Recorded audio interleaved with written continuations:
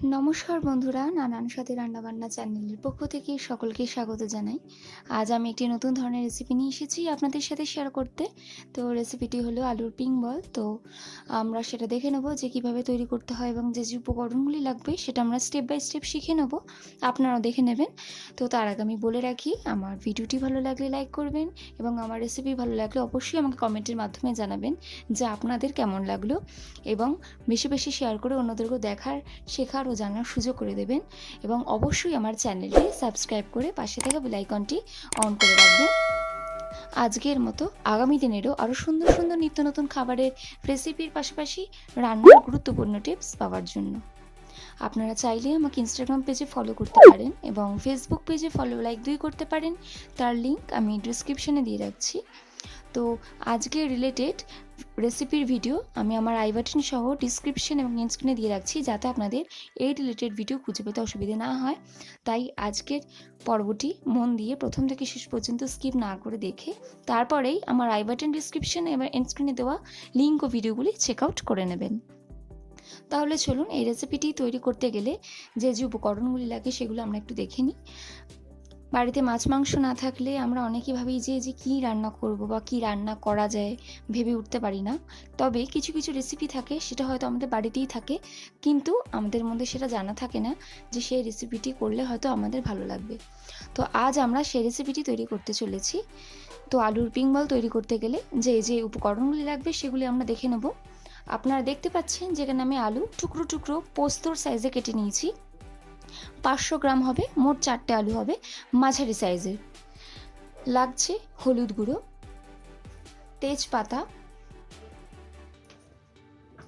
স্বাদ মতো নুন, আন্দাজ মতো চিনি, জিরে বাটা লাগছে, আদা বাটা লাগছে এবং লঙ্কা বাটা লাগছে। আপনারা চাইলে এই তিনটি একসাথে পেস্ট করতে পারেন, তাতেও কিন্তু কোনো প্রবলেম হবে না।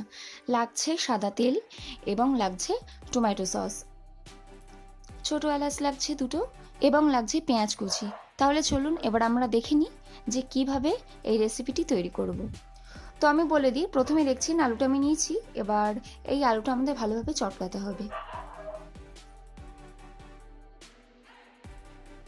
দেখতে পাচ্ছেন আলুটা আমি অলরেডি মেখে নিয়েছি, যেন একটাও গোটা আলু না থাকে, একদম মিহি করে একদম মিশিয়ে নিতে হবে, যেন একদম প্লেন থাকে।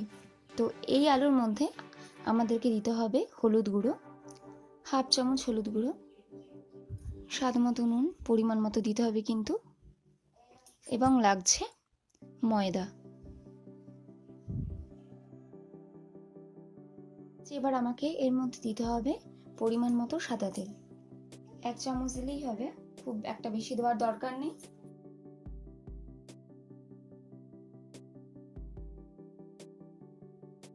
তো এবার আমি হাতে এরম করে তেল নেব, ভালো করে একটু মাখিয়ে নিতে হবে, দিয়ে তারপর একটা একটা করে গোল করতে হবে।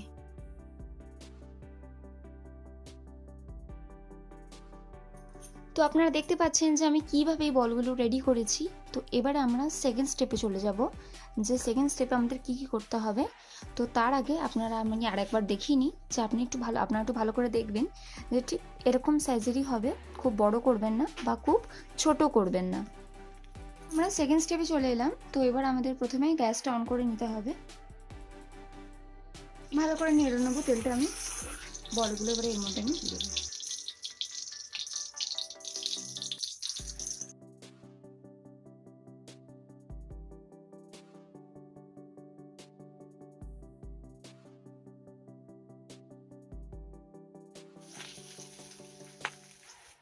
তো আমাদের বল ভাজা হয়ে গেছে। তো এবার আমরা তেল দিয়েছি, তো তেলের মধ্যে দিয়ে দেবো তেজপাতা, এলাচ, এবার বাটনাটা দিয়ে দেবো।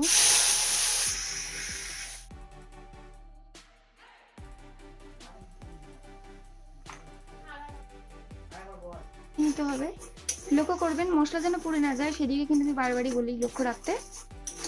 আর একদম একদম লো ফ্লেমে করবেন। আমি এই কারিটা একটা আলাদা পাত্রে ঢেলে রাখবো। এবার তেল দিলাম, পেঁয়াজ কুচিগুলো দিয়ে দিলাম, একটু লাল লাল হতে থাক। একটু লাল লাল আমরা দেখতে পাচ্ছি হয়ে গেছে রাখা কারিটা।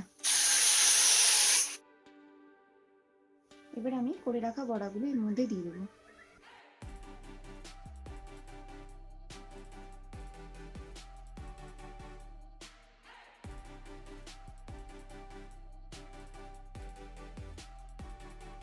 এবার আমি হালকা নাড়াচাড়া করে নেবো, খুব কিন্তু ঘাটবো না। হ্যাঁ, তো একটু ফুটে যাওয়ার পর এবার আমরা গ্যাসটা অফ করে দেবো।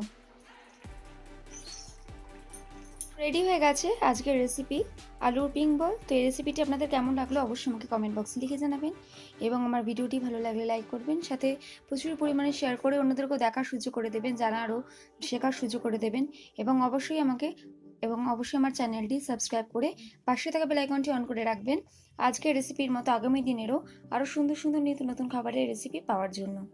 তো আজ এই পর্যন্তই, আবার দেখা হবে নতুন কোনো খাবারের রেসিপি নিয়ে। ভালো থাকবেন, সুস্থ থাকবেন এবং পরিবারের সকলকেই সুস্থ রাখবেন। ধন্যবাদ।